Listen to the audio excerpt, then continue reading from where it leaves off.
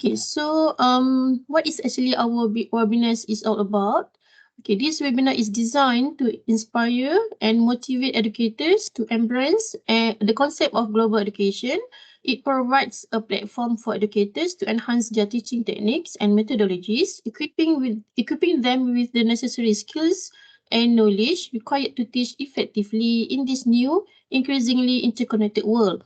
By participating in this webinar, educators will be better placed to shape the minds for the next generation, fostering an understanding and respect for different cultures, perspective, and ways of life. So without further delay, I would like to invite Prof. Karim to deliver your sharing. Okay, thank you, Prof. Terima kasih. Thank you, Puan Siti Aminah. Bismillahirrahmanirrahim. Assalamualaikum warahmatullahi wabarakatuh. And a very good morning. Selamat sejahtera to all sahabat Unit 10 academic staff who can join this morning in this webinar.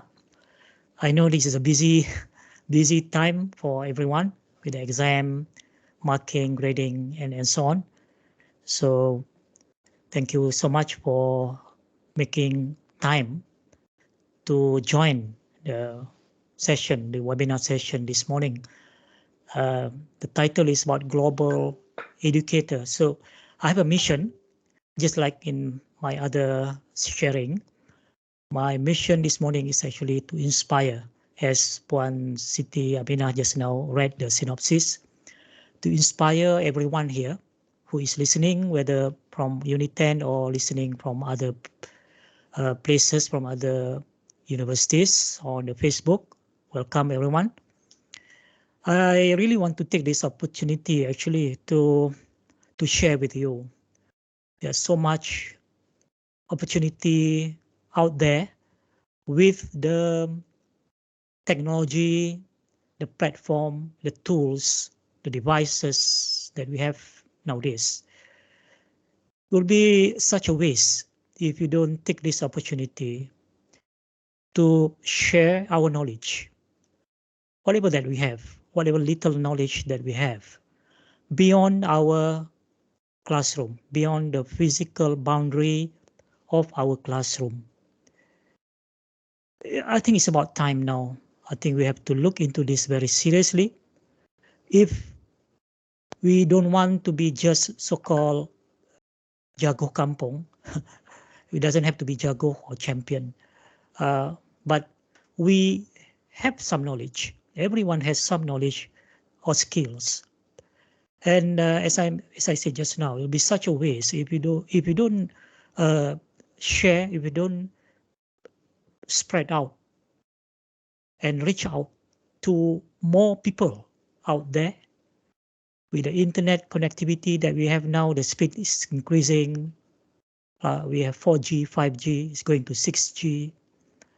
And with all the sophisticated devices that we have now. So this basically the essence, the gist of the message that I want to convey, want to share this morning. And I always kind of dream one day that we can create this ripple effect where everyone without exception can start to share something in different format, mainly in the form of digital, of course, nowadays. All right, so let me share now the screen just to that's the main thing I want to mention before I start. So let me share the screen.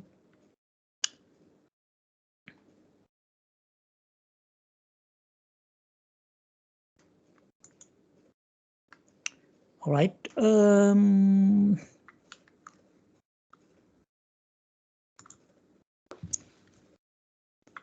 Change setting. What's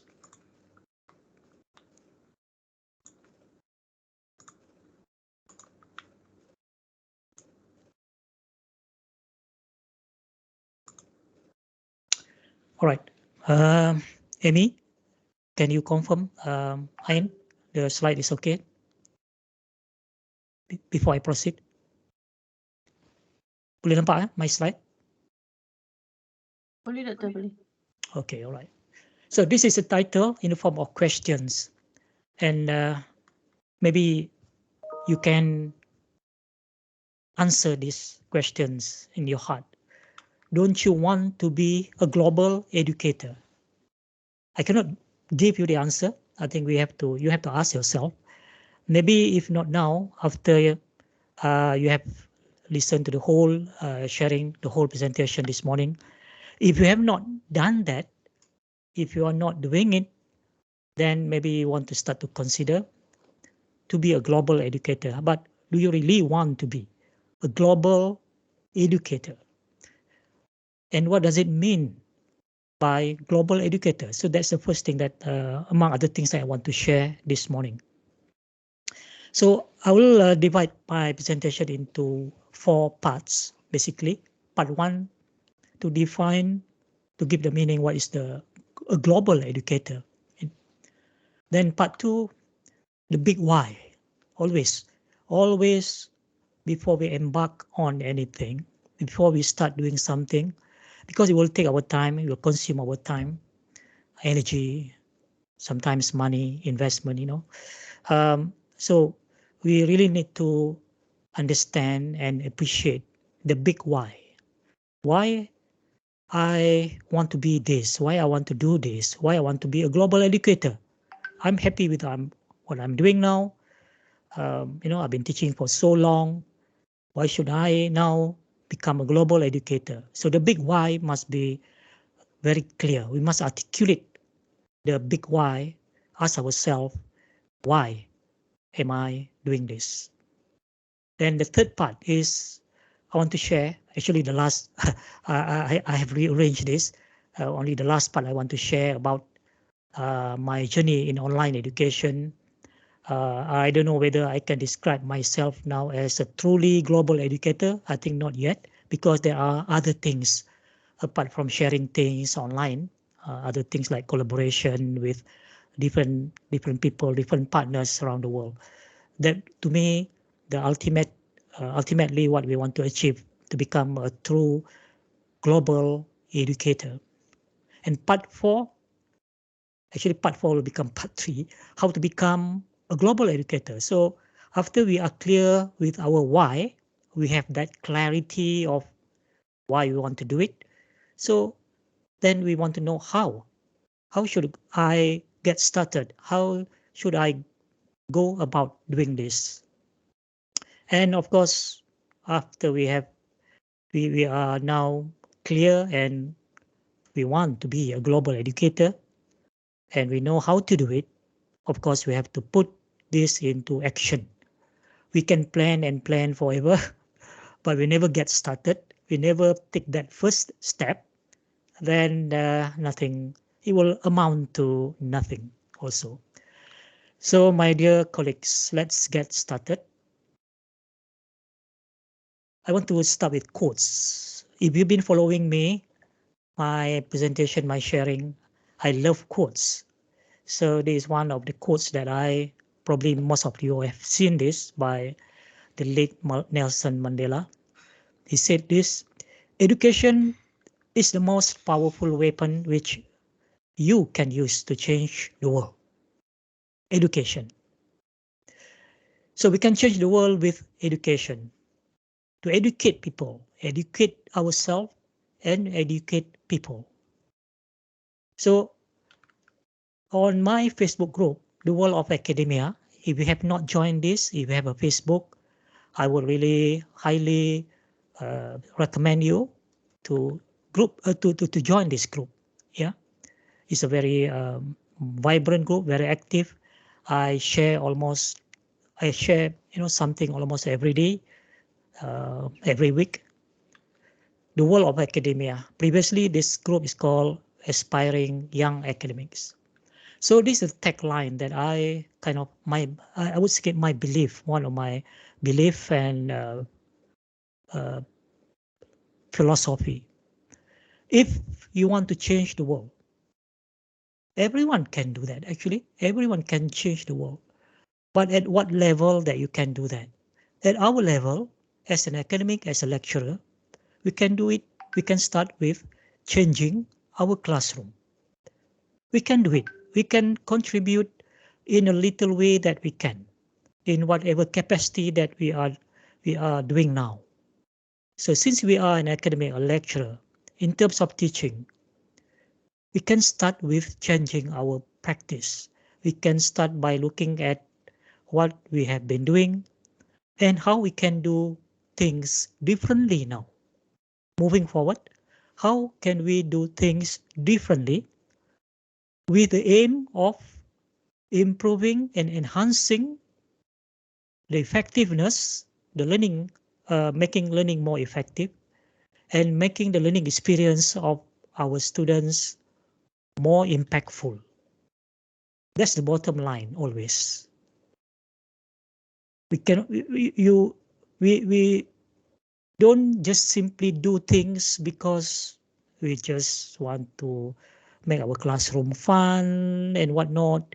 But the bottom line is the end game is we want to make learning more effective. We want to make our students' learning experience memorable, unforgettable, and impactful. So Mandela said, education is a weapon that can change the world, to change the world.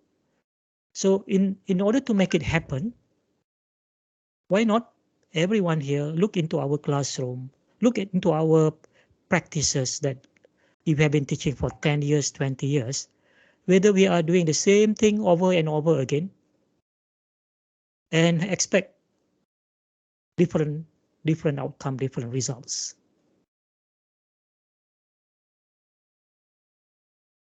This is my original blog on Blogger, Google Blogger, and now I have a new blog on Medium platform. I wrote this article back in 2014. There was a time when MOOC, Massive Open Online Courses, if you don't know, MOOC is Massive Open Online Courses. So 2012 was kind of declared as the year of MOOC. Everyone is talking about MOOC.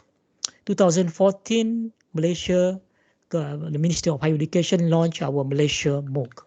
And I was in the middle of, I was leading the Malaysian education institution to roll out our Malaysian MOOC. Every public universities, especially at that time, were into MOOC.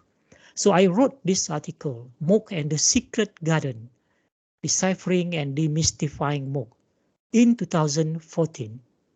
And then after that, when I moved from Blogger platform to a Medium, a platform called Medium for my blogs, I just transferred the article.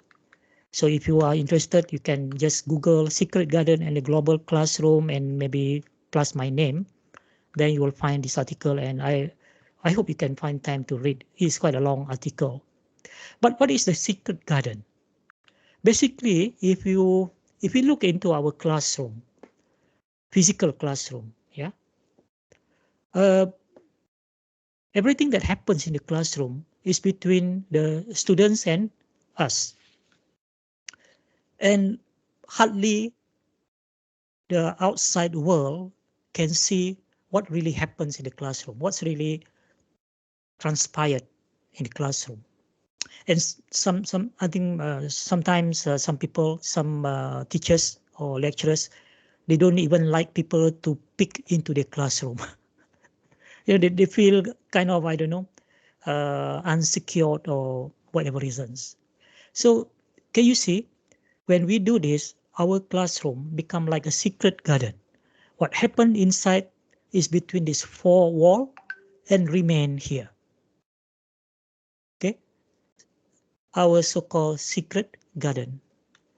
But with now everything is available on the internet, a lot of people now start to share their videos, their slides, their notes, their handouts.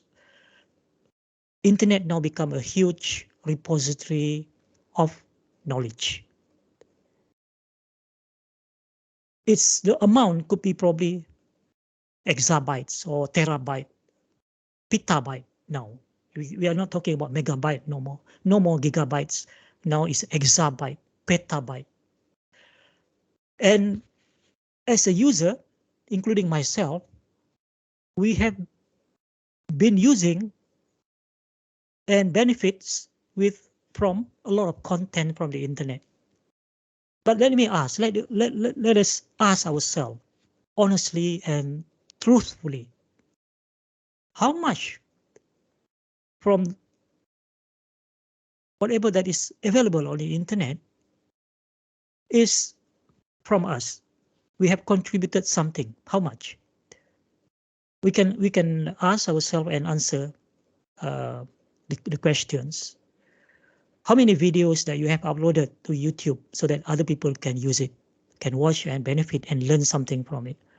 How many material that you have shared on various platforms? How many slides that you have uploaded to, let's say, SlideShare or similar platform? How many blogs you have written to share on various topics of interest of that can really benefit people? Writing about maybe SDG, whatever topics of current interest now. Apart from publishing in a journal, which is part and parcel what we have to do as an academic. So I'm not talking about writing for the journals because that is given. There is something that almost wajib that we have to do, almost compulsory. So this is all about global classroom, meaning that can we now, instead of secret garden of our classroom, we can open up our classroom to the world. So that instead of teaching like a group of 50, 100, 200 students physically, and over the years, maybe we have taught students that have graduated from our class, probably a few hundred or thousands, maybe 1,000, 2,000, 3,000. How many? But we can actually now multiply that number. It can become 100,000, 1 million and more by opening up our classroom to become a global classroom. In other ways, if we want to do it in other ways, is by sharing content, whatever that we share with our students, we can now put up on the YouTube, we can put up on the SlideShare, we can put up on various other platforms that is accessible and open for free to people around the world.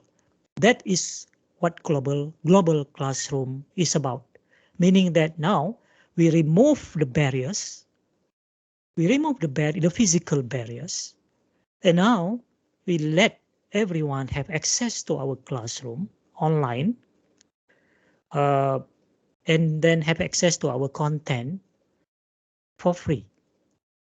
Of course, maybe not everything for free, but we can have some for free, some within the closed platform where they have to pay, because it can be a premium. We cannot expect everything for free, right? But although the mentality now is we want to have everything for free. But I think we have to really, appreciate that the amount of effort that people put in to provide very good, excellent premium content. So there must be a price on it, just compensate for the effort. So, ladies and gentlemen, I want to throw a few questions to you, and maybe if you like, you can respond on the chat box to these questions. It's just yes or no. Okay, can we do that now? Yeah. So the first question is this. There are two questions. This is actually from the blog article just now, Secret Garden and the Global Classroom. So I put two questions here. Do you want to be a global educator with a strong web presence, or would you rather stay in the confined physical space of your classroom? Yes or no? Or unsure? Maybe that's the third option. Still unsure at this point. The second question is this: do you want to educate thousands of learners around the globe, or would you rather be the sage on the stage for a small number of students in your classroom? Yes or no to the second question here. Are you happy? Are you content with teaching a small number of students? And you said you do your best for your students and that's it. Then you wait for another batch of students to come and teach them. Or if you have the opportunity, the means, the platform to now share whatever that you teach your students physically, now share with the outside world, so that now millions of people around the world can benefit, can learn from you, can benefit from your knowledge. And who knows, with that one video, 3 minutes video that you share, or one blog article that you write, or one social media post that you put on Instagram or on Twitter or on Facebook, can change the life of someone somewhere in the world.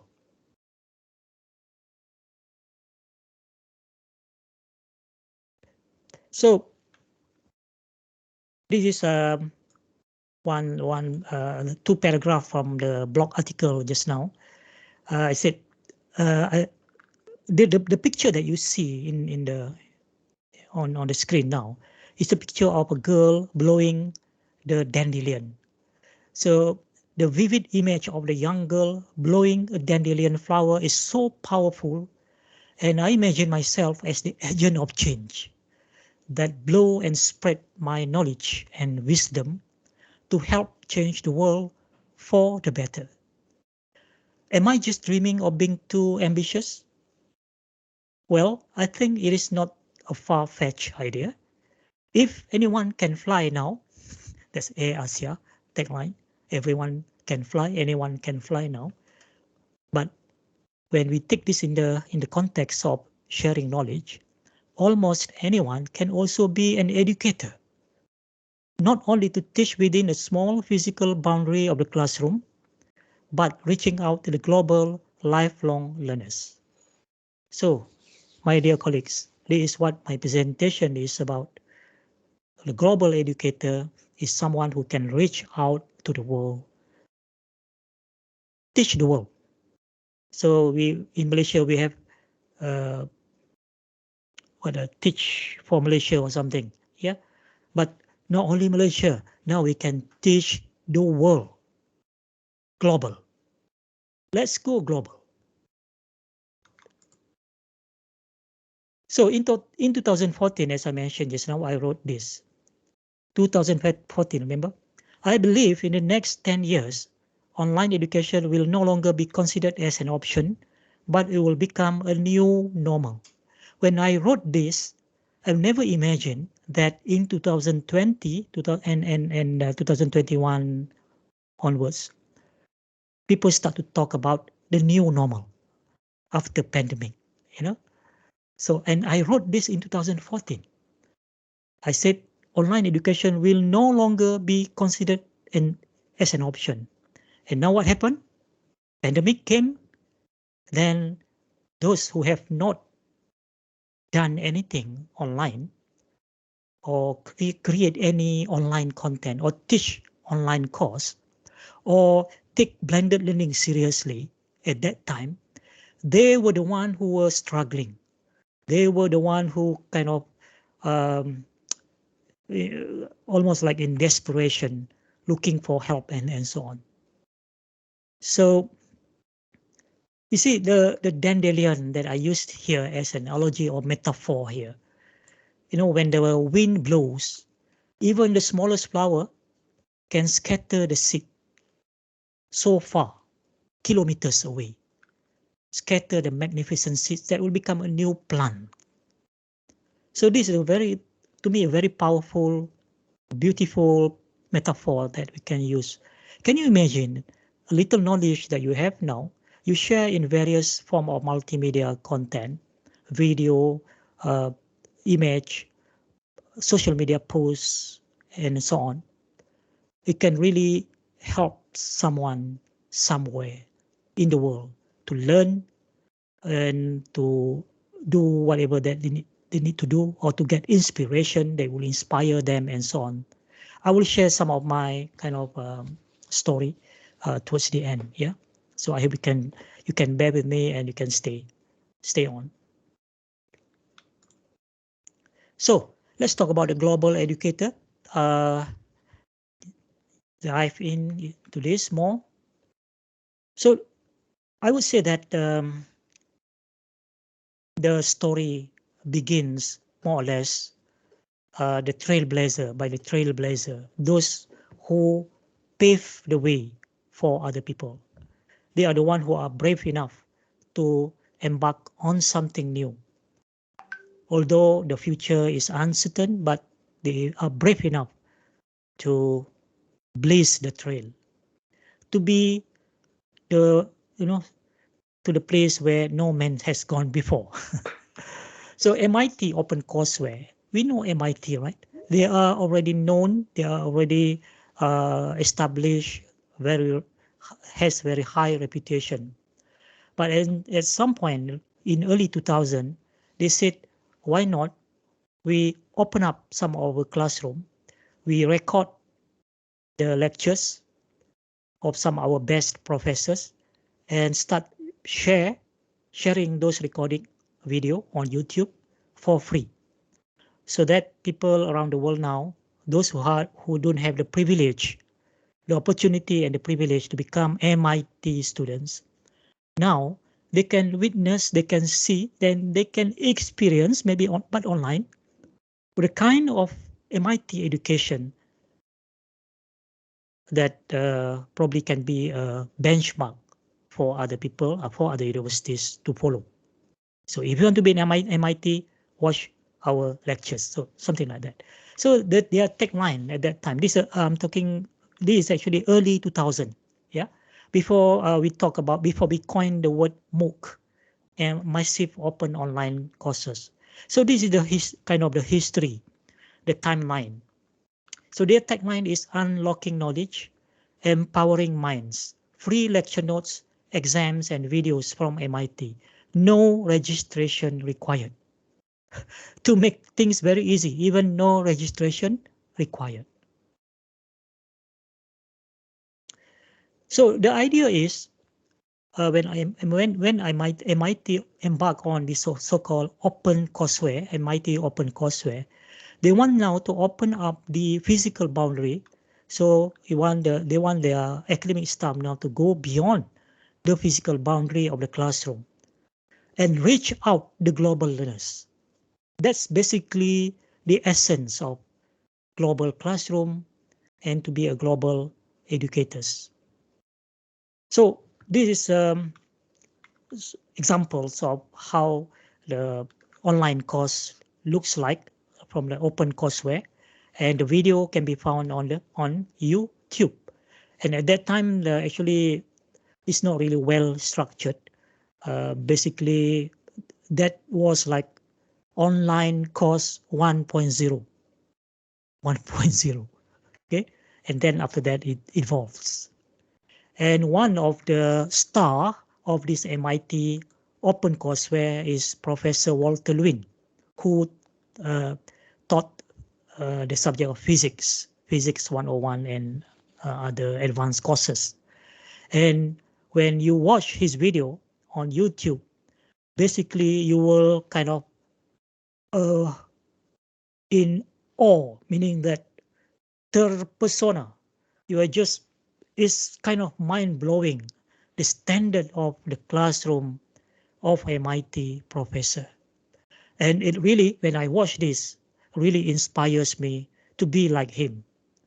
Although in the end, by the time I retired, maybe I only reach perhaps 20% of his kind of level. So Walter Lewin basically creates the magic moments in his secret garden. But for a long time, it was privilege. It was kind of privilege to their students only. But when he start to record his classroom and start to share openly, It inspires millions of people, academics and also students around the world. So let's see. So at 71, physics professor is a web star. This was in 2007. The article was in 2007. I captured this one. So through your, this actually the excerpt from this article. Through your inspiring video lectures, I have managed to see just how beautiful physics is, both astounding and simple. A 70-year-old from India emailed recently. And another email to Walter Lewin, a fan who said he was a physics teacher from Iraq, gushed, "You are now my scientific father. In spite of the bad occupation and war against my lovely Iraq," at that time was maybe a Gulf War, "you made me love USA because you are there and MIT is there." Can you see the impact? This is the impact of now we open the secret garden and make the classroom global so that people around the world can really see, can really learn, can really become the learners, although unknowingly to you. Unknowingly to the to Professor Walter Lewin, millions of people around the world start to learn, start to perhaps fall in love with physics. So I just want to share this quick video. Maybe some of you have seen this. You count. Oh, my expectations are high. I want to hear you out. You ready for this? Yeah. 3, 2, 1. And here is the teamwork of an elephant. Oh. So I need a volunteer. 1, 2, relax. What does it remind you of?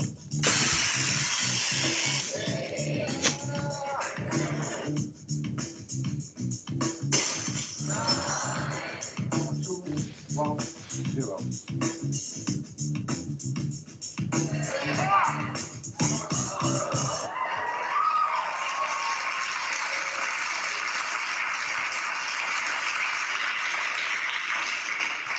10T with Walter Lewin. 45.6 plus or minus 0.1 seconds. Physics works, I'm telling you. Yeah, so there was Professor Walter Lewin. I keep showing this video again and again because to me, well, there's a lot of story behind Walter Lewin there, how he prepares for his classroom to show all those demonstrations. He spent many hours to prepare for the demonstration. He rehearsed at least 6 times for every class before he do the demonstration. It's really mind-boggling the level of dedication that someone can put in to showcase the kind of quality of MIT education. No wonder MIT is what MIT is, and Harvard maybe is another one. That is the kind of, the academic that we want to have in our university. They really put in great effort beyond the textbook, beyond, to go to the extra miles to give the best. And now, when they start to share, record the classroom and share with the world, millions of people around the world can also benefit. And not only that, it will inspire them. It will inspire them to become like him or like, her, whoever. So we have example of her later. Another example is from Stanford University. Professor Tran here. He was a computer scientist. He does a lot of work with Google and so on. So he started to open up his classroom. He gave up his tenured position at Stanford. When he started teaching online, before he gave up his position, he started to open his course online, just like Walter Lewin. And to his surprise, 160,000 students register to his course on artificial intelligence. This is artificial intelligence in the early days, before now we have ChatGPT and so on. So 160,000 students from around the world enrolled in his course, and he was so surprised, he was shocked. He didn't expect that number. So that's why it becomes massive open online courses.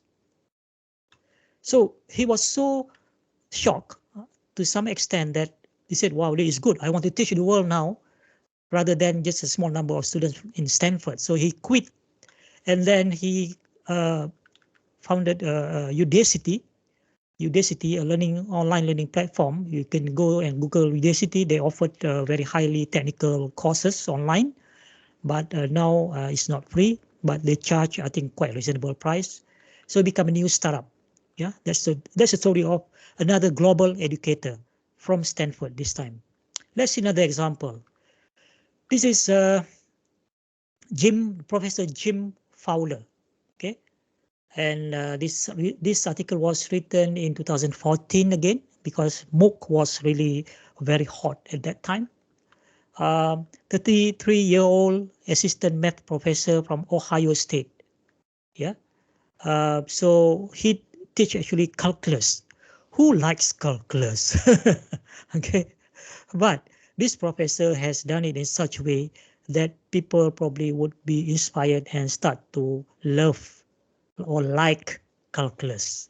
So what he did, he created an online course, put it on Coursera, which is one of the top online platform, and within a short time, thousands of students, thousands of people around the world enroll in this course and become MOOC, massive open online courses. So this is Jim Fowler has spent more than 1,000 hours on his calculus course on Coursera. Global educator. So calculus 101, yeah. Enrollment more than 1,000 students. So he called it MOOCless, MOOC for calculus. So MOOCless. So there's a quiz program full of customized hints and automatically generated extra problems in areas where individual students need help. So this is where personalized learning comes in, ladies and gentlemen. What's the meaning of personalized learning? Meaning that the system is designed in such a way to become adaptive to the way you learn, to the level of your understanding.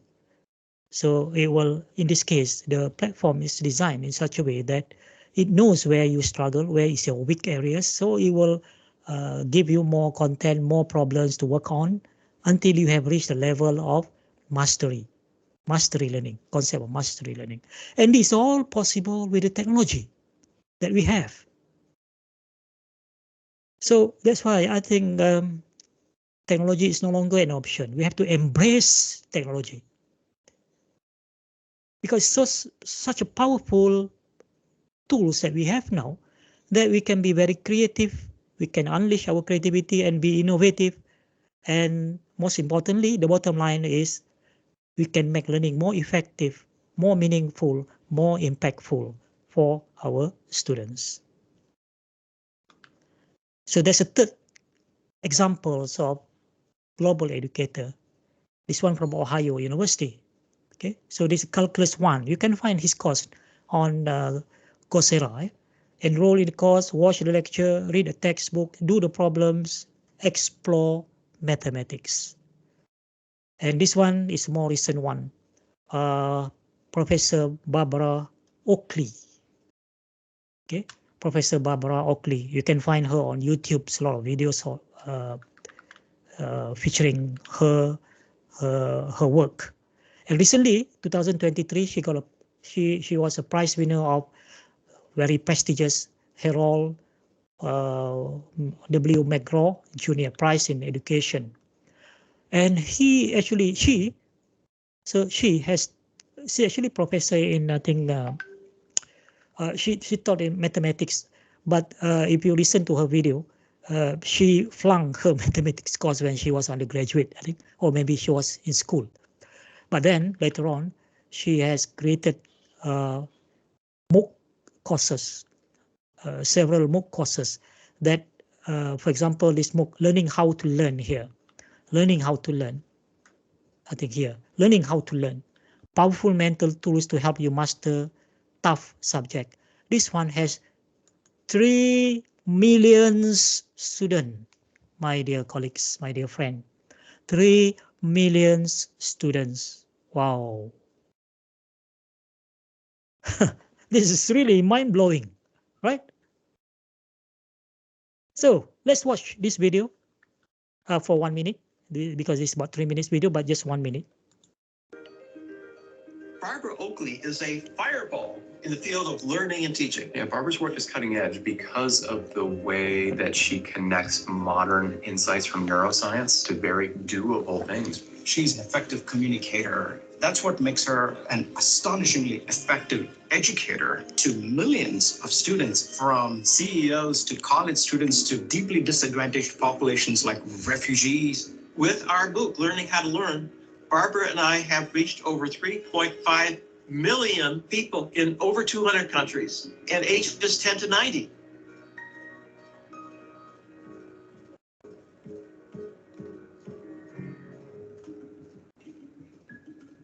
When I was a kid, I flunked my way through elementary, middle, and high school math and science. I enlisted in the Army. Okay, I think we can stop there. So I hope some of these examples that I've given you on, I would say, describe some of the traits of this global educator, some example that really push the bar very, very high. And if we are honest with ourselves as an educator and reflect where we are compared to these great global educators, the benchmark is so high, the bar is so high that sometimes when I look at what I did my almost 30 years, my academic career in USM, I think probably I have reached, hardly 1/3 of that level.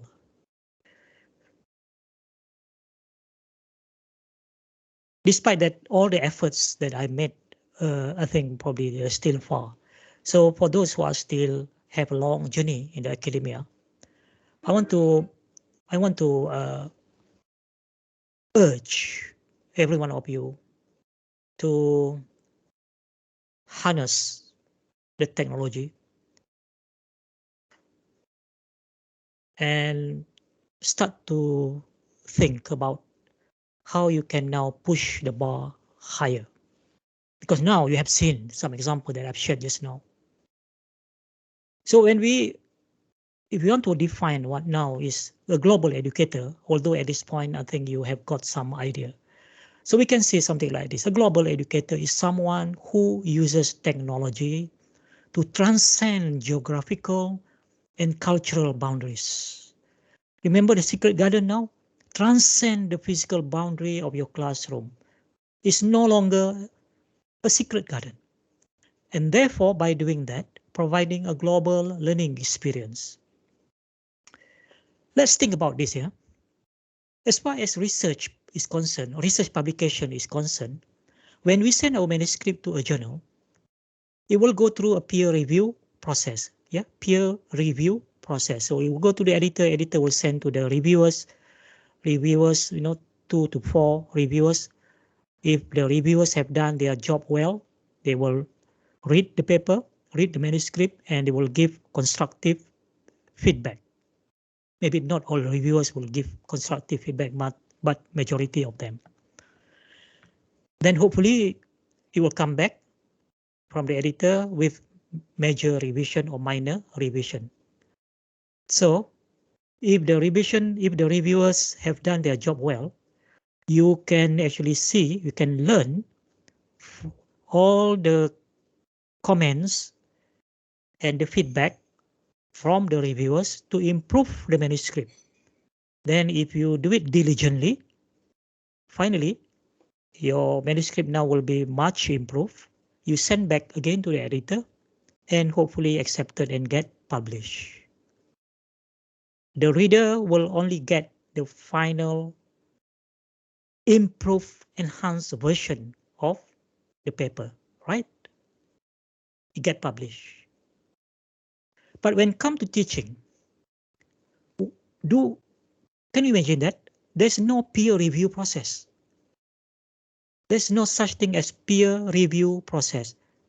So maybe we teach the course for 10 years, 15 years until we retire. And we never actually had the opportunity to get someone or a few people to really peer review our course and provide us with constructive feedback to improve. Where is the process of peer review for our course? Because it's secret garden. So now, if we start to now open up the secret garden, we record our class, for example, record our lecture, then we put it on YouTube. If you go to my YouTube channel, if you go to YouTube and just search my name, ABD Abdul Tarim alias, you will find, but you have to scroll down quite a bit because there are close to 500 videos there. You will find that I have recorded, most of my lectures so that you can see what really happened in the classroom. But of course, at that time, it was very more like teacher-centered. I give lecture and so on. It was the early days. Some interaction there, but not much. But I get a lot of feedback. If you read the comment below the video, I get a lot of feedback from people around the world. The lecturers that teach the course, including the students who take the same course, more or less the same course. This peer review, ladies and gentlemen. So that's, you see, how much can we achieve when we start to open up our classroom and become a so-called global educator. So what are the characteristics or the traits of global educators? Number one, not necessarily in the order, but I just put these are the points: innovation and creativity.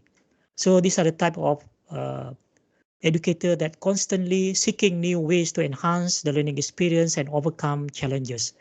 In their mind, despite their extreme busyness doing a lot of things, they always think about their students. They always think about their class, the course that they are teaching. How can I do things differently? How can I improve the learning experience of our students? How can I do this, do that, and so on?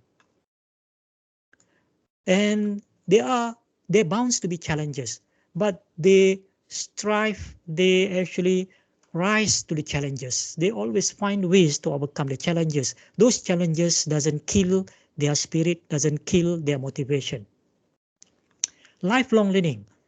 Global educators, like the example that I've shared just now, they are a true lifelong learners. They are always hungry for knowledge, and they are always willing to share. These are the true lifelong learners. They are committed to continuous learning and professional development. When there are courses, when there are webinars like this, they will put everything aside. Although they are busy marking, they are busy grading, they said, okay, I can spend 2 hours today to listen, to learn something. I can come back and continue doing what I'm doing. And this is for free. The webinar is free, but of course, time is not free, right? I can hear something. Amy, Ain? Ya, suara macam double. Ada echo.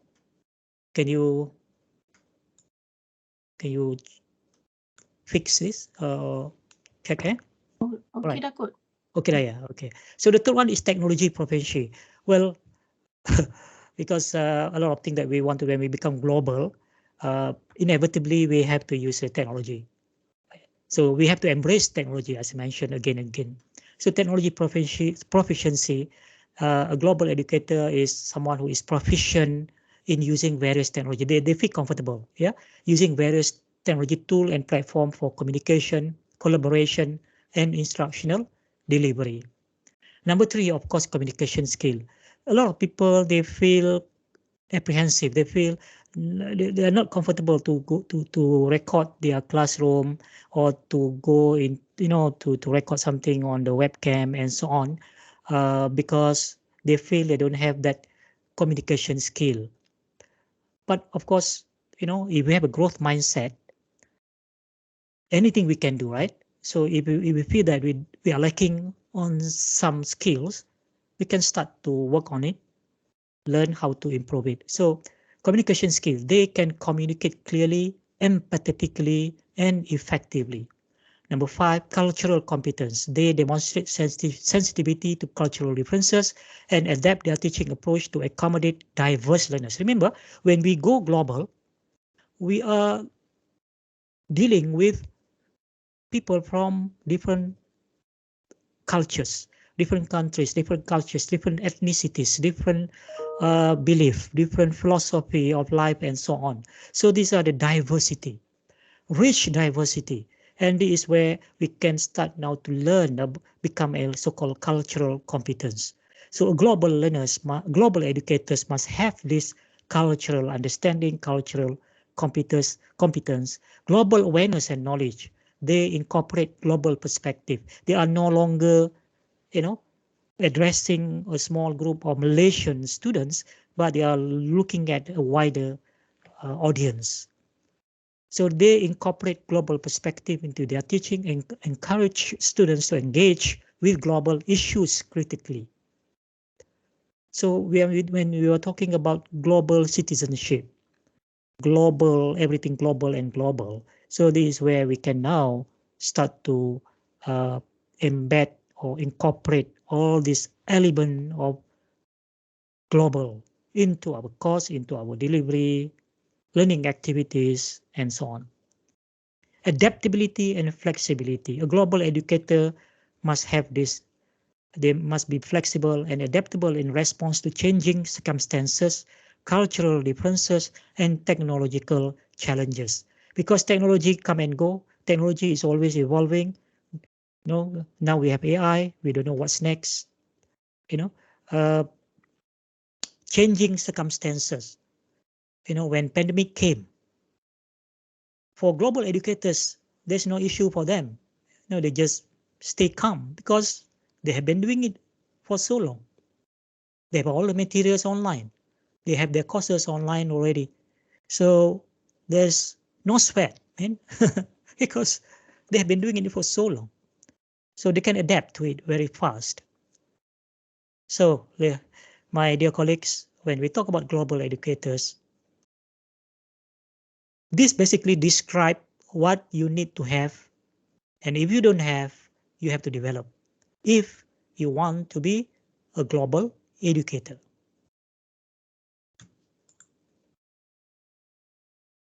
And something that I didn't mention in the slide just now, the 7 traits.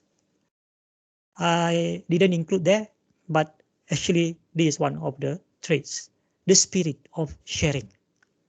We often hear sharing is caring, right?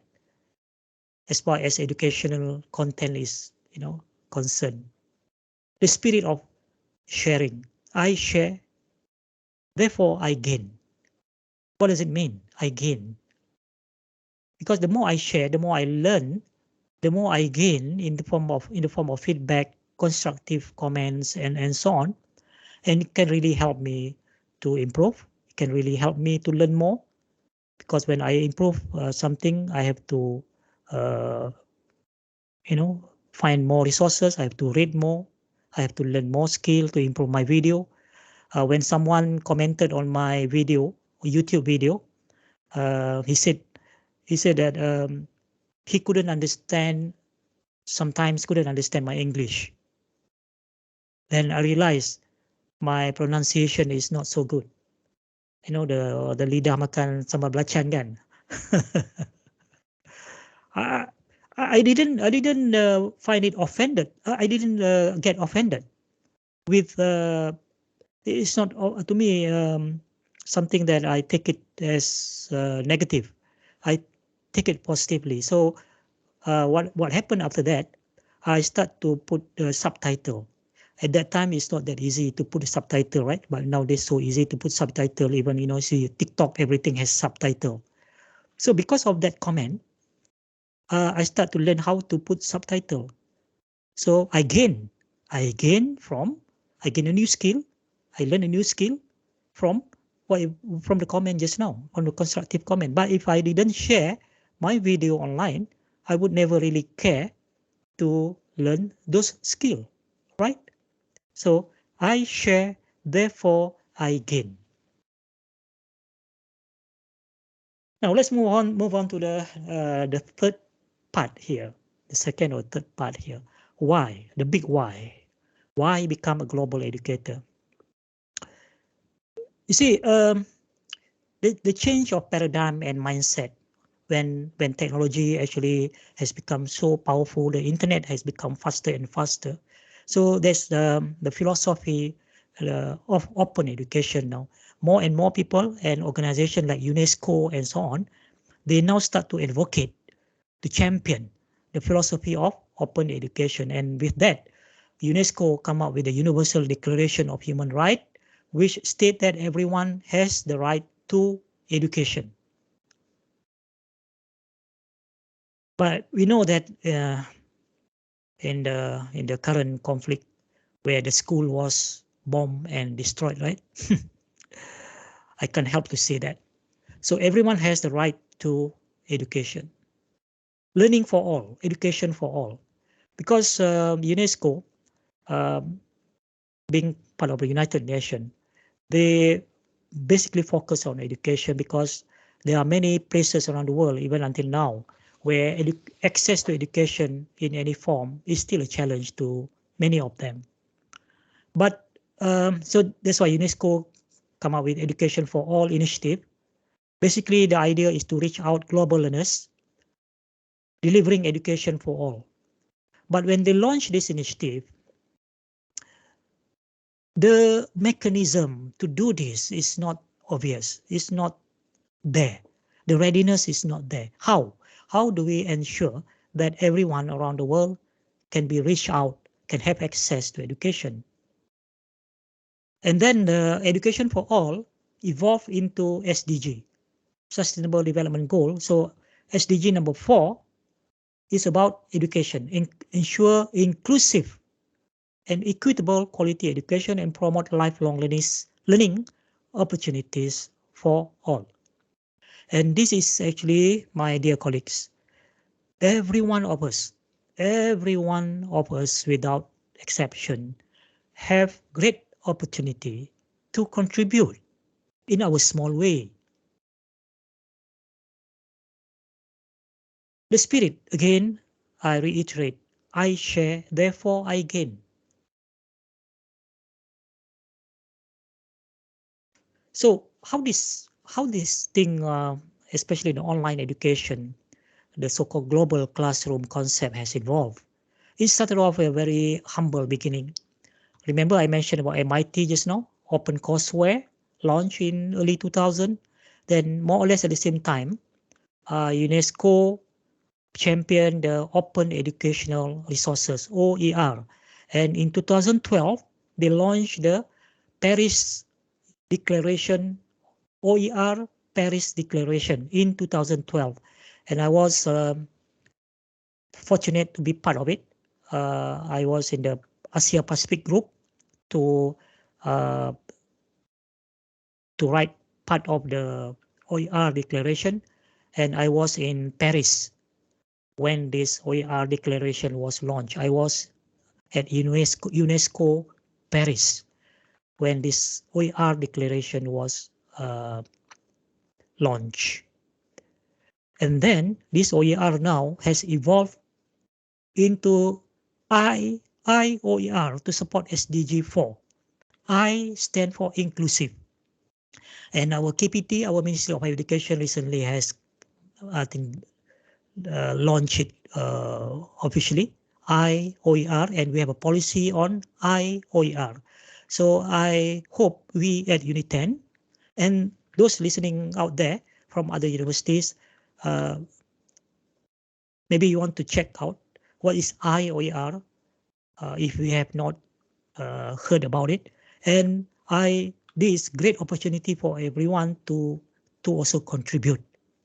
Okay, inclusive, open educational resources. And the OER Declaration 2012, now they have a new declaration, OER Declaration 2020 something, I forgot exactly. And then we have MOOC, started off in a small way in 2008. So this is how it evolves. If you don't know the history behind online education or online learning, these are actually a quick, brief history of online learning. So OER, UNESCO, Paris OER Declaration 2012, and I'm very proud to be part of this document. And then to support the ecosystem, copyright, because always people worry about copyright. So now we have the open license system like Creative Commons. So I don't want to say much about it, but the conventional copyright is all rights reserved, but the Creative Commons is some rights reserved. So this would allow people to share their content using there are 6 different types of CC or Creative Commons licenses. We can choose which one, from the very strict to the more open, in order to allow people or content creators now to share their content freely. And so that the users now can use the content without worrying about copyright infringement. They don't have to ask for permission, because the Creative Commons licenses are designed to give the implicit kind of permission to use. Permission is granted implicitly, and you can use it based on the right of use of the different type of license. So, when we talk about a global education, classroom, global educator, it's all about sharing things freely and openly, so that now we can empower lifelong learners around the world to personalize their learning, to customize their learning, to create their own so-called personal learning ecosystem or ecologies to support their individual learning pathways. That's the bottom line. That's the outcome that ultimately we want to achieve. So personalized learning, to provide learners the opportunity to learn in ways that suit their individual learning preferences and multiple intelligences. The concept of learning on demand, LOD, learning on demand. Basically, the concept of just in case, just in time, just enough, and just for me. Just for me is basically personalized for me. And I have the freedom to customize it for me. Just enough. If I want to learn about how to I want to learn about cryptocurrency, because everyone talk about digital money now. So, okay, I just go to YouTube and watch a few videos, and now I understand about cryptocurrency. I don't care about other things. For now, just enough. I want to learn about cryptocurrency. I want to learn to bake chocolate cake.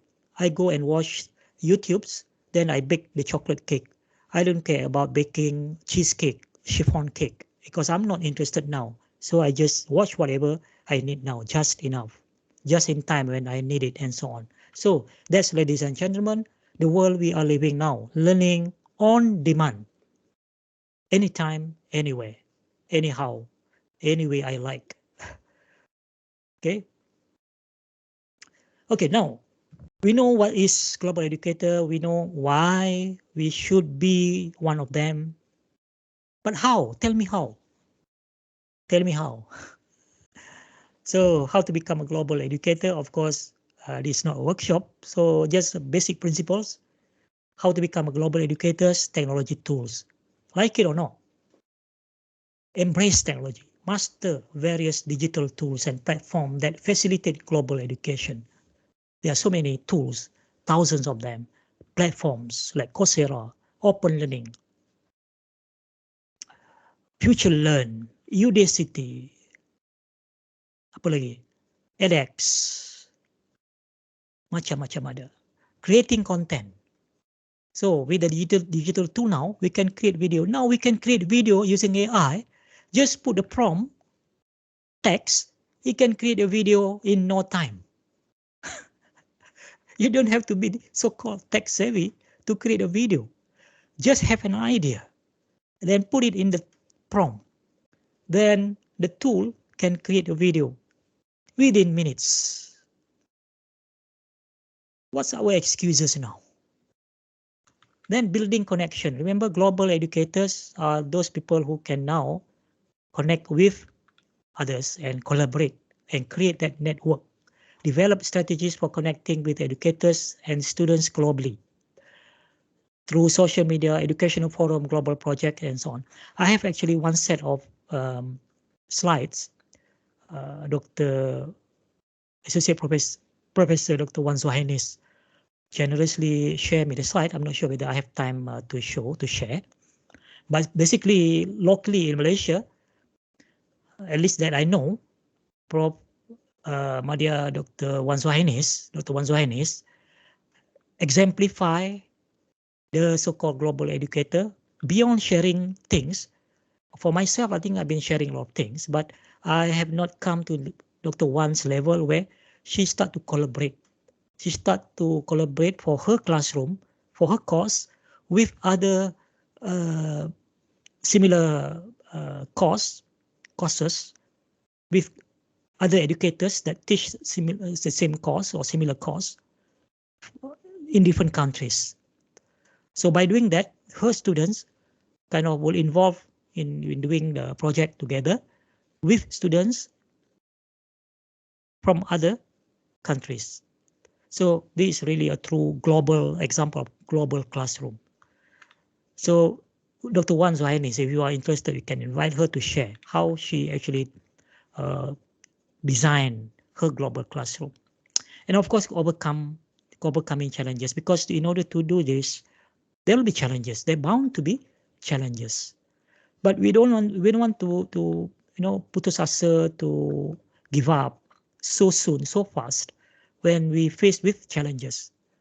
So we need to address common challenges, rise to the challenge.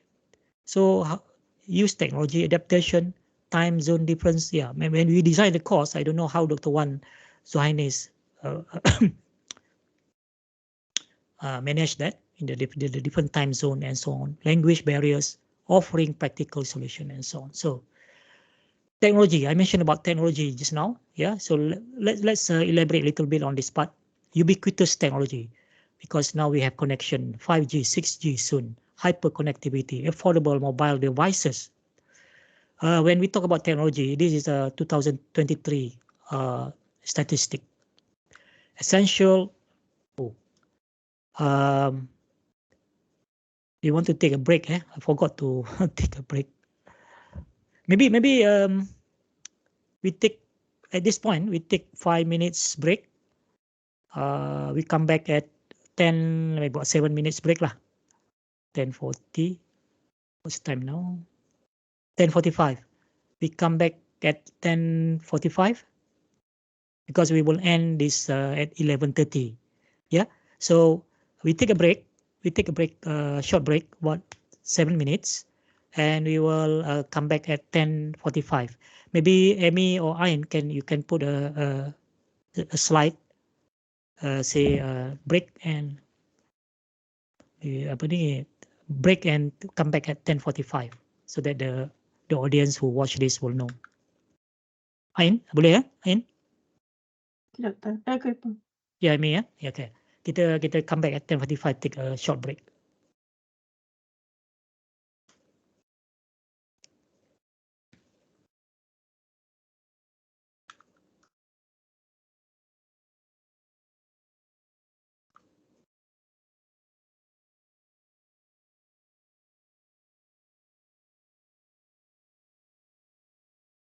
We can add a slide.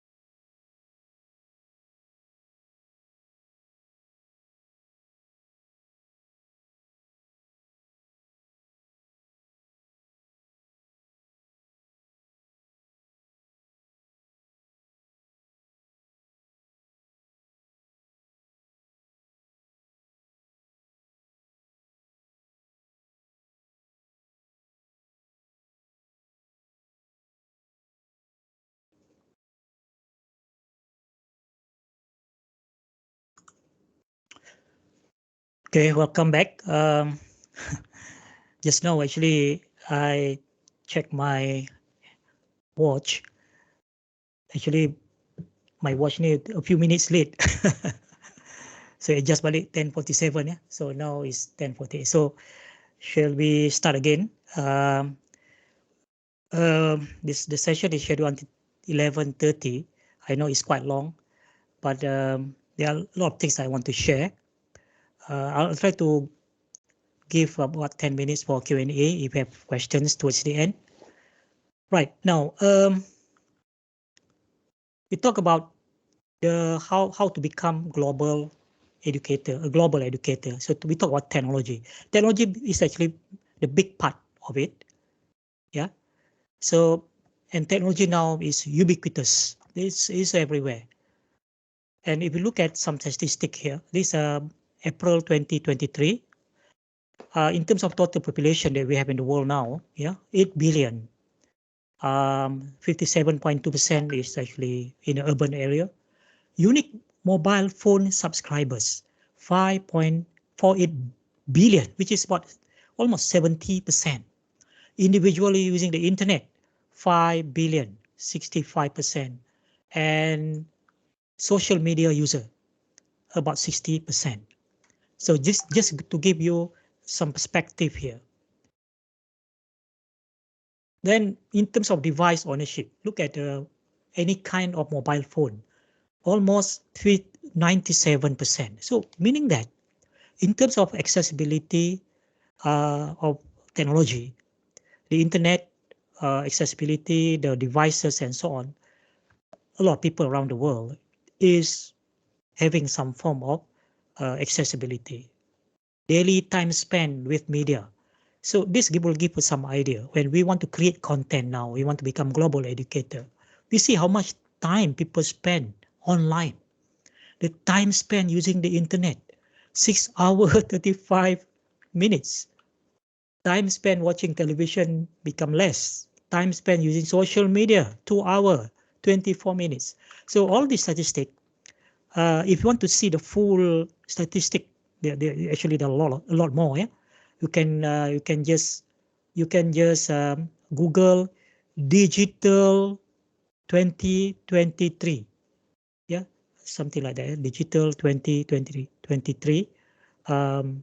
You will have a lot more comprehensive information on this statistic. Yeah, overview of internet use. So with all these statistics and numbers, I want to give kind of perspective and kind of awareness that digital, moving forward, digital is the way to go. It's no longer an option. So meaning now we have the platform, we have the devices, we have the technology now to share our knowledge now beyond our secret garden. In our handphone, in our smartphone, which we spend 3,000, 2,000, 3,000, 4,000 ringgit to buy, most people actually underutilize the power. They don't harness the power of their sophisticated smartphone. How the smartphone can make you smarter? So because there's so much information inside, exabytes of information in your pocket, so to speak. But of course, with all this statistic that I presented just now, we have to be mindful also. There are certain part of the world that still don't have that privilege or can afford, mampu, can afford to have that. So we have to be mindful of digital divide. There's this term called digital divide, the have and have not. And we have read this story during the pandemic. Sabah girl stays, I don't know whether this grammar is correct, in tree to get internet connection. I'm sure many of you have seen this. This was in 2020, you see. This is about 3 months after the lockdown. More students in Malaysia are climbing trees due to go the online course due to internet connection. So there are still issue of technology, internet connectivity, and so on. But government, our Malaysian government is aware of that, and things are improving very soon, very fast. So we don't have to wait until 100% connectivity in Malaysia. Currently it's about 80% maybe. And until everyone has connection, has devices. Currently it's already quite a lot, quite substantial. And then something that we have to remember also, when we have everything, the technology, everything, we want to create the online course, digital content, and so on. We have to learn how to use technology properly, effectively. So we have to learn the skill. There are, models like SEMA model here: substitution, augmentation, modification, redefinition. We will have another session on this, to talk about how to use this model so that you can reach this highest level here, redefinition, where technology allows for the creation of new tasks previously inconceivable. Yeah. When we talk about content creation, remember what you need to become, how to become a global educator. You use the technology, you learn how to master the technology and learn to develop content now, digital content. So develop your content and instructional strategy, but this is where you need to be very creative. Now with AI, things become very easy, but still you need human behind it. Why we need human? Because the creativity is basically come from the human, and the tool is the AI. Okay, be creative. What does it mean by be creative? During the pandemic, I came up with this one, teaching using WhatsApp or Telegram in COVID-19 time, using WhatsApp to deliver so-called low bandwidth content to everyone with a phone where there's a poor internet connection. And never did I imagine, never that I know, little did I know that this video became so popular. 1,000, nothing more than, I don't know, 20,000, 30,000 or more views here. Of course, not millions, but I think a few thousand. I don't know how many. I didn't check now. And this one also, teaching during COVID, creating a short lesson using WhatsApp or Telegram. So I'm talking about creativity here. Yeah, there are always ways how we can address issues of technology challenges. So we can create a low bandwidth version of your content or your course. Use micro-learning, delivering lessons in bite-sized format. If video is not the only way to deliver content, we can also have only audio content, so-called audio podcast, or maybe just text only. So we can do many ways. We can develop content. When we develop content, we have to keep in mind how to deliver more with or for less. More with less, for less. A small content, 1 minute video, but the value is, significant. This is why we call bite-sized learning, using the concept of micro-learning. So basically now it's more about the process, the process of learning through short, digestible, and well-planned units. Basically learning in small chunks because, the concentration span nowadays are short. People don't want to watch even 3 minutes video. Even now, when I watch movie trailers is about 2 minutes, 3 minutes.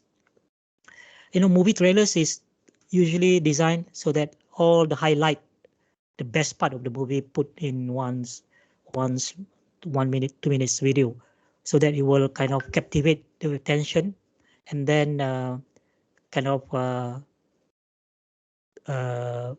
tease the people to watch the full movie. But even now, 2 minutes, 3 minutes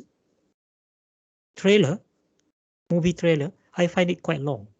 So it's inevitable. Our concentration span now becomes shorter and shorter. So it makes sense now to break down content into a small, manageable segment. So you can do 2 minutes video, 3 minutes video, and upload to YouTube. It's no brainer nowadays. You can use AI to do that. You don't know how to do it?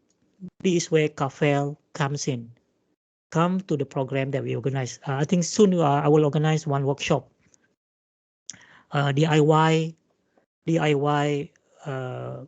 video, DIY instructional video. I'm not sure, but within the next few weeks. So when you see this announcement, datanglah beramai-ramai, learn. I will share with you how to create video in no time. Okay, in no time. Right. So these are the steps, how to create your micro learning content. I'm not going to elaborate on this. Podcast. If you don't want to appear on a video, you can use podcast. If you have a nice voice, unlike my voice, not so nice, then do a audio podcast. Use free tool. There are so many free tools out there. If you want to do podcast, we have Anchor, for example. And you can do this on your phone to create your audio podcast. Just like keluar sekejap KJ kan, tapi KJ dia buat dua version, video dengan audio. You can listen to the audio on Spotify, you can watch the video on YouTube. Nowadays banyak orang buat two version of podcast, video and audio. We have a choice. Then in the video we can put the text transcript to cater for, remember, inclusive, maknanya semua learners, no matter whether they are, if they have visual, they are visually impaired, they can listen to the audio. If they have hearing problem, they can read the text or read the subtitle. We can do this. This is example of podcast that I create. I think, I don't know whether you can hear. This one, I think. Demo. This one just a demo, I think. Why students forget, yeah, and what you can do about it. This is a very interesting topic and also very important, especially for educators. Assalamualaikum warahmatullahi wabarakatuh, and hello everyone. My name is Abdul Karim alias. In this podcast, I would like to talk about a very interesting topic to me about learning that sticks, tricks of the trade. Well, it's not really. Yeah, this is just a short example of podcast. Using just now Anchor, a free application that we can use to create podcasts. It's so easy when we start to, we can create a script now using ChatGPT. Then sign in into Anchor on your phone or on your laptop, and maybe practice a little bit, rehearse, so that your script sounds natural. Everything is there, my dear colleagues. I really want to drive this message. Let's do this, everyone. Let's do this. Share some knowledge. There are a lot of things on the internet if you don't have ideas. So you can take the ideas, and you can olah, you can do your customize for you, and then you can do podcasts. As simple as that. If you don't want to create a video. So here, my podcast, you can find, on the internet, because there's a series of podcasts here. If you want to create video, be mindful, yeah. Remember, because we want to serve also those people with poor internet connection, so we can use, we can compress the video so that the file size become very small. So use a free tool like Handbrake. Okay. So my session this morning is not about tools. It's not so much about all these various application that you can use. No, there's a different workshop, hands-on. But I just want to give you some ideas here that it is possible now. If you want to become global educator, you learn the skill, you learn what are the tools you can use. If you don't want to pay or invest to buy anything, so learn to use free tools. There are many out there, and start creating content, start to practice. Practice makes perfect. Do and more. When you do more and more, it become, finally it will become second nature to you. What I mean by second nature, it becomes just automatic, just like eating, drinking, drink and so on. You don't think about it, second nature. Okay, and you can do it on the fly, meaning that even when waiting for bus or flight at the airport, you can create content easily on the phone, because a lot of applications now are designed so that to give you the ability to create content even by using the phone. So I think I will skip this part, all this. Remember the MOOC here? In our Malaysia Education Blueprint, we have globalized online learning. Yeah, global. So that's where we come up with globalized online learning. Shift number 9, lonjakan 9 in our Malaysia Education Blueprint. And again, I'm also very proud to be the writers, one of the writers for this lonjakan, globalized online learning, and also conduct training for 20 public universities in Malaysia and ACAP.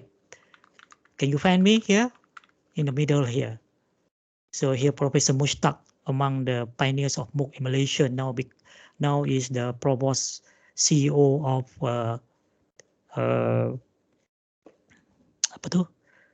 Heriot Watt University Malaysia in Putrajaya, Precinct 5, opposite the Ministry of Higher Education. Yeah.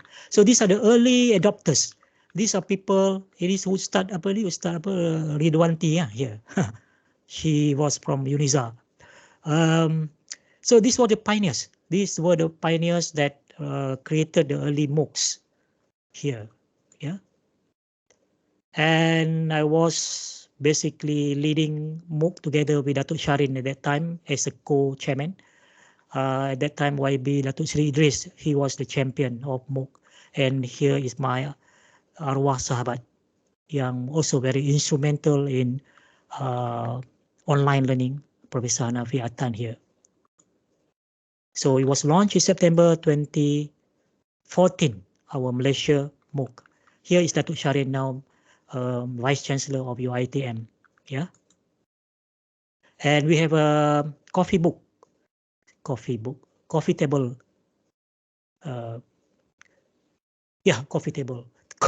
book. Coffee table book. Malaysia MOOC, the journey. You can Google this and you can download the PDF. I have one chapter, a few pages there inside where, one chapter I wrote about how we started off with Malaysia MOOC.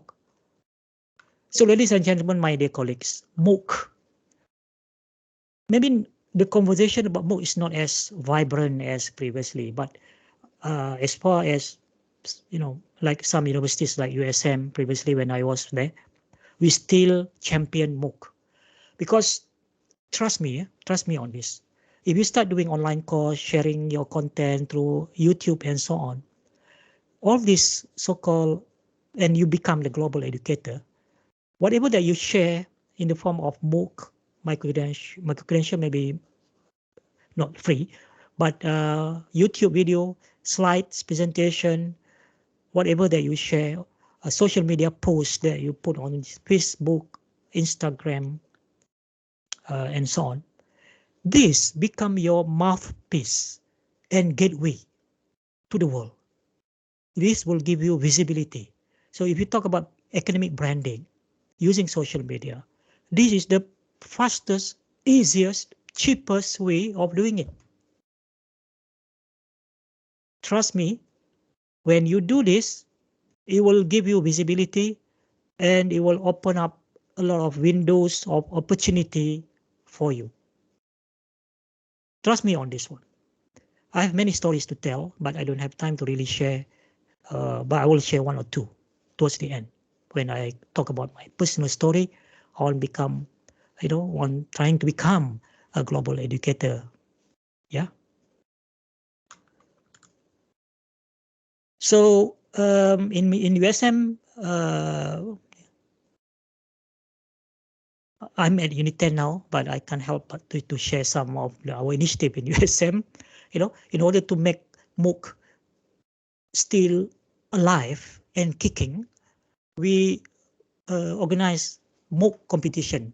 I don't know whether some of our listeners from USM who happen to follow this on Facebook now, whether you are part of this. Yeah.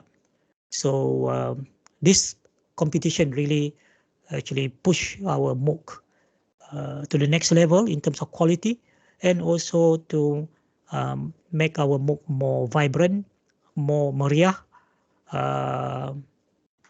Yeah, so here is one of the winners, Dr. Lau, Dr. Lau Hui Min, masalah bahasa dan komunikasi.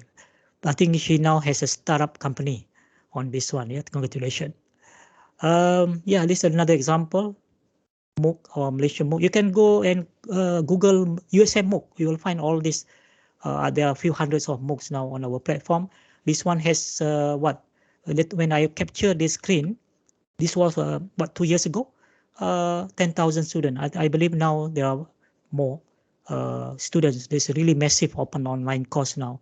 Congratulations to the nursing group from our campus Kesihatan Kelantan. Yeah, Dr. Intan, if you are listening, and the groups with Dr. Intan, I really commend you for this effort.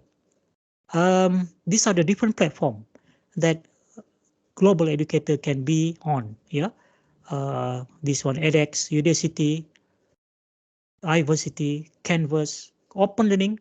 So in Malaysia we have Open Learning. Open Learning is Australian company, but they have the Malaysian office here.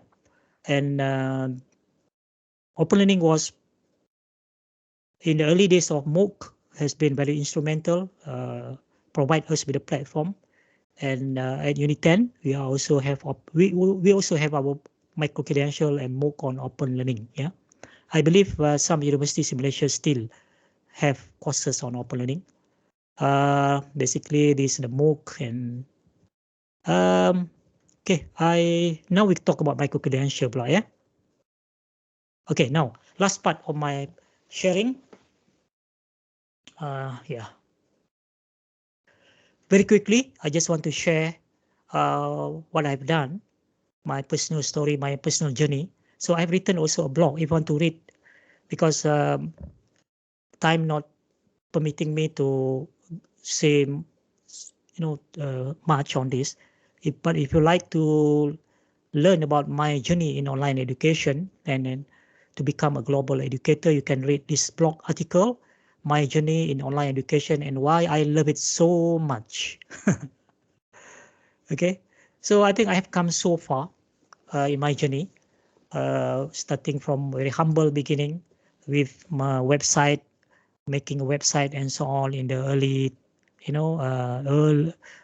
the late 90s, coming to the year 2000. I think at that time when I have to learn HTML and so on to create a website. But now you can create a website so easy. I'm very proud of my YouTube channel. I set up my YouTube channel in 2009. So since then, I have uploaded videos. I have now 474 videos on this channel. And as of today, I checked just now, 1.3 plus million views.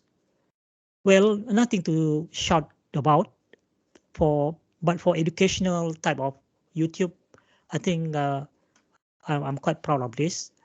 And 70,000 plus hours watch time, meaning that people have watched all my videos, total up to 70,000 watch hours. Can you calculate that? Equivalent to how many years? And 8.82 thousand subscribers. I have yet to reach 10,000, but it's okay. To me, it doesn't really matter. If I can change, if I can make a difference to one life, one person with the video that I share here, that's to me good enough. But I hope out of this 8,000, nearly 9,000 subscribers here, some of them maybe 1% or 0.1% of them have really learned something useful. Don't you want to be a global educator by having your YouTube channel, my dear colleagues and friends? Because creating a video now is so easy. Yeah. So my top 10 video among them is actually on palm oil. I didn't expect, I couldn't actually, I didn't imagine actually a lot of people are interested to learn about palm oil processing. Yeah. So these are top 10 videos. I have slides on my slide share. So this one actually, this is old statistic. Yeah? I didn't tak sempat nak check the latest. This one was many years ago. This particular one presentation, 185,000 views, 13 plus thousand download by users from say 160 plus countries. And this was probably, I think probably 5 years ago, maybe. I forgot to check this morning what's the latest statistic on this one. Maybe less now because people are getting kind of slowly lose interest on MOOC. Now people talk about micro-credential. But the point is, you can have your PowerPoint now. Why not share with the public? Of course, if you're concerned about copyright and so on, learn how to address the issue of copyright. Understand about copyright. We have now Creative Commons, public domain, and so on. I have online courses like this. These are some examples. Flip Classroom, publishing ebook, blended flip learning, engaging online learning. Some on online, some on the Open Learning platform, some on Google Site platform. I have courses on Udemy. This one actually, I sell the course. Yeah, I do make money from the courses, the online courses. Yeah, this one is well structured, has value, and people buy. So Alhamdulillah, the rating is 4.8, 4.5 out of 5. So it's well accepted. I have another platform, Skillshare, where I sell similar courses, 3 courses here. I created the ebook. This one was in on Amazon, Kindle. I write blogs on Medium platform now. So these are examples, some of the blog articles. This one just on my journey in online education, why I love it so much. So if you want to, you just Google my name, Abdul Karim Alias, and Medium, you will find, or you Google the article, you will find the article. And I hope you can follow me so that when I write, you can be notified. These are some examples of my articles, my writing, a nexus approach to water, energy, and food sustainability. I have another medium platform which actually designed like a magazine. This is called Anecdotes of Academia. Another platform, another blog called Sustaining Planet Earth. On the same platform, Medium. Another blog called Digital Tools for Productivity. I have another platform called Wicklet. So this is how it looks like. I have Pinterest on various topics.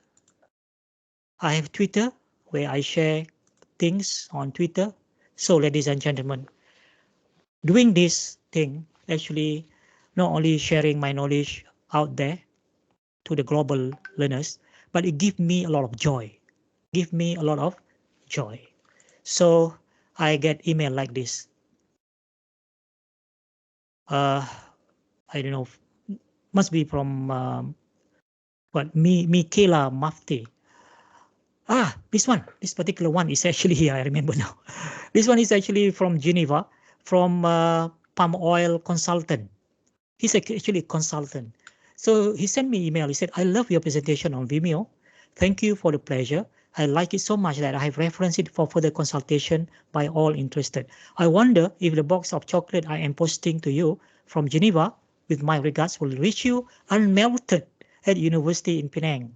It is sent not only for the pleasure of having discovered you on the net, but also in remembrance of my past work. He was turned out to be one expatriate in Porim.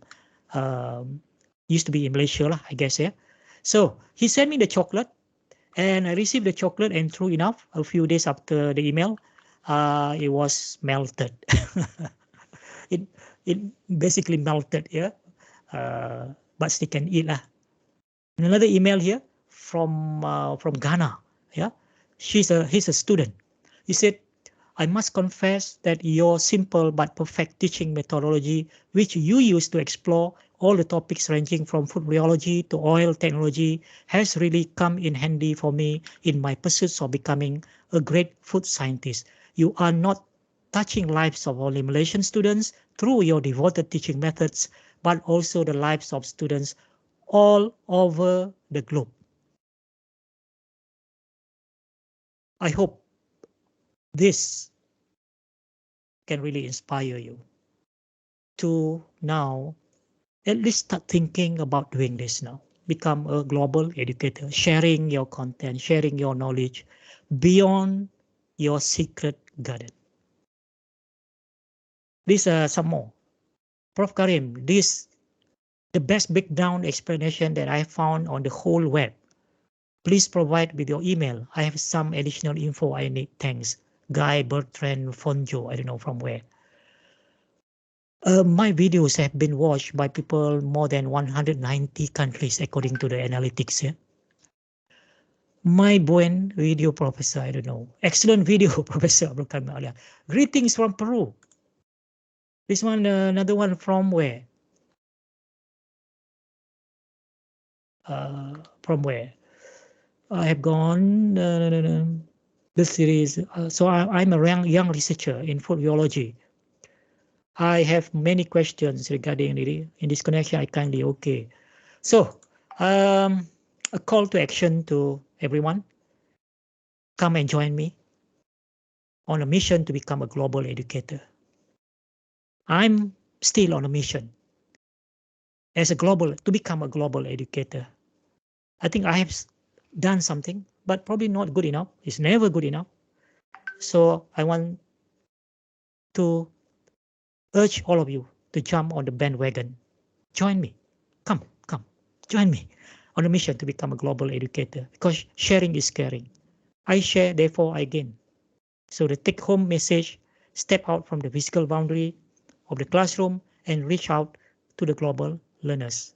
So ladies and gentlemen, my dear colleagues, words may inspire, but only action creates change.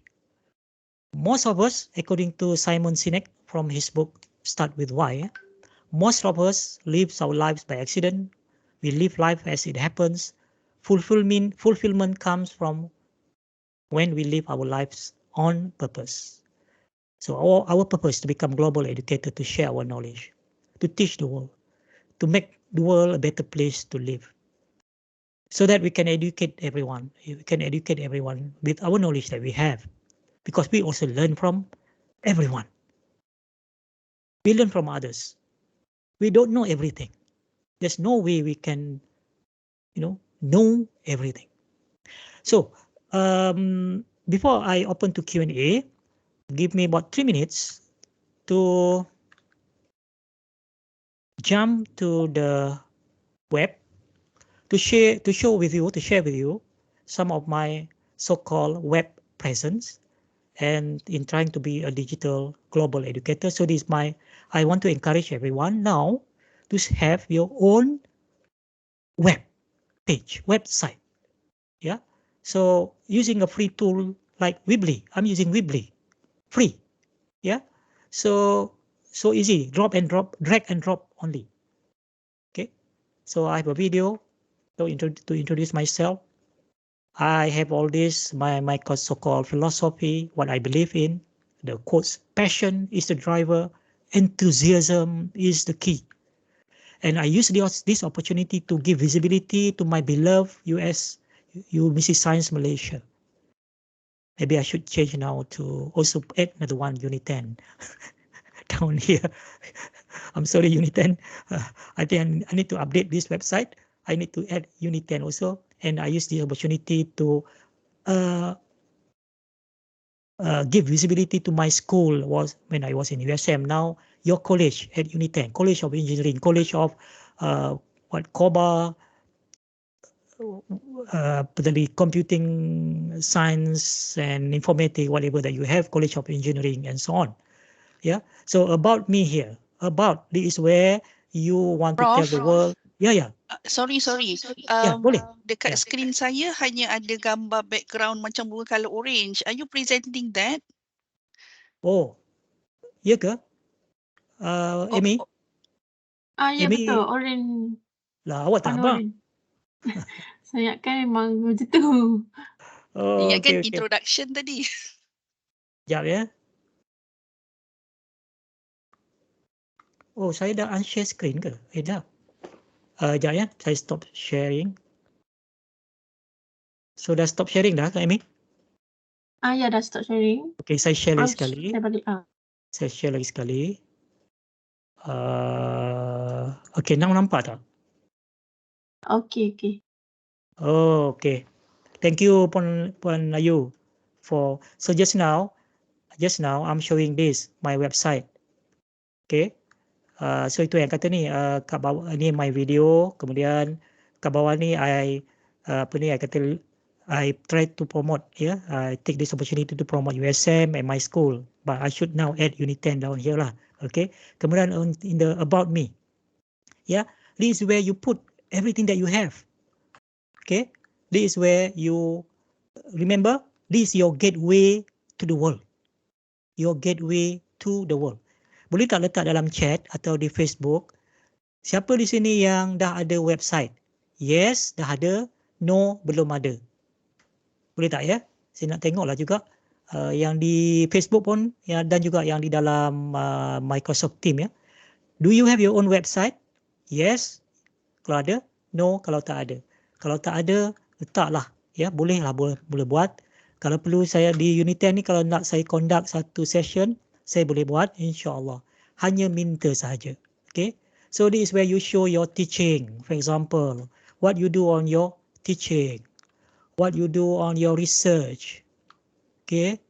So that people know, and this is where, for your information, I get my postdoc from India, and when I asked them, they said they discovered me through my website. Because for postdoc, they want to see whether you are the right person to supervise. They will look at your publication. Okay, they will look all this information. Okay, and so on. Okay, that's my website. This is my Medium blog. Okay, so I have articles there. So if you are interested, you can follow me. Check this out on Medium. Facebook. I want to encourage everyone here who are listening, whether in Unit 10 or from other places. If you have not joined this Facebook, please join this, because I share a lot of things. For example, yesterday I post this one, expert blind spot. Yeah, I share a lot of things on regular basis, almost every week on this website. I have Twitters. Yeah, I have Twitter. So this is my Twitter profile. So I share a lot of good stuff. Recently, I share a lot of things about the conflict. But if you scroll down before the conflict, conflict, I share a lot of good stuff on teaching, learning, on education, and so on. Banyak juga I share on the conflict. Conflict there. I know what conflict there in the Palestine, right? But before that, I share a lot of things on teaching and learning. Banyak rupanya. Okay. I'm very passionate about this conflict. You see, I share a lot of things about teaching and learning resources that would benefit educators. My slide share, I'm very proud to share. I have about 42 presentation. Actually, I have a few hundred of presentation already. Tak sempat nak upload semua, but hopefully soon I will upload everything. I have LinkedIn. I have website on my course, on my courses that I taught before at USM. My courses on Udemy, yeah, my courses on Udemy, 3 courses here on Udemy. My YouTube channel, of course. Hi, my name's Abdul Karimalius. Abdul I'm a strong Karimalius. advocate of online education. Okay. Apa lagi? Wah, internet pernah slow. These are courses online that I have that are open to all. This is my MOOC, yeah, ebook publishing for beginner. Tapi taklah ramai, 400 something learners. Tapi bagi saya tak apa, 10 orang pun okey. Tak jadi masalah, no problem. This is another course here, blended and flip learning, yeah. This one apa? So just sharing you very quickly. This one on Google site, yeah, which basically everyone can create using Google site for free, yeah. So kalau nak buat micro credential, you just follow this unit 1 sampai banyak unit kat situ tu, you can do my micro credential. All this actually I've shared free on my Facebook just now, yeah. Engaging learners in synchronous and asynchronous, blah blah blah. Okay, everything here. Another Google site course, enhancing digital competency for blended and hybrid learning. Ini digital tools for reading, writing, and managing information on Google site ni semua, ya. And this one, Notion. I have shared this one also on Facebook. How I use ChatGPT to help me learn and teach, yeah. And I keep updating this from time to time. Long module here. I've shared this one. This another one. Ini apa? Using AI to create children's storybook and video stories. Also, I've shared this one. And finally, last but not least, unleashing AI for stunning visual. Ada banyak lagi modul yang saya dah buat on Notion, on using Notion. And I've shared this. This is a long module for those who want to learn how to use AI to create images. Everything is here. It's a long, comprehensive module that I've shared with everyone. Where do you get access to this one? This way I share on my Facebook. So if you don't join the Facebook, then probably you, unless other people, friends share with you lah this module.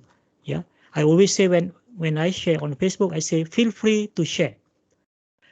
Even as simple as sharing things that have been shared by other people, sometimes people don't bother to do that. Sedangkan bila dia share tu, dia pun akan kongsi dapat pahala. Kan? Begitu mudah kan? So begitulah, ladies and gentlemen.